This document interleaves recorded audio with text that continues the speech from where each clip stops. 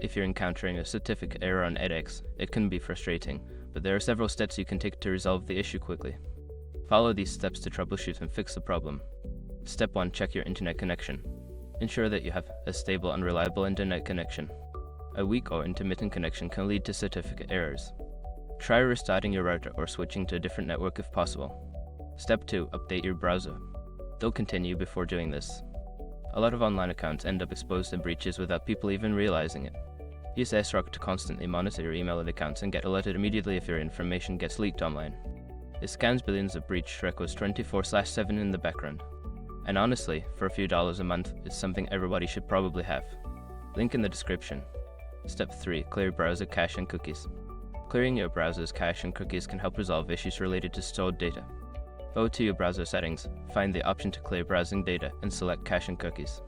Restart your browser afterward. Step 4. Check date and time settings.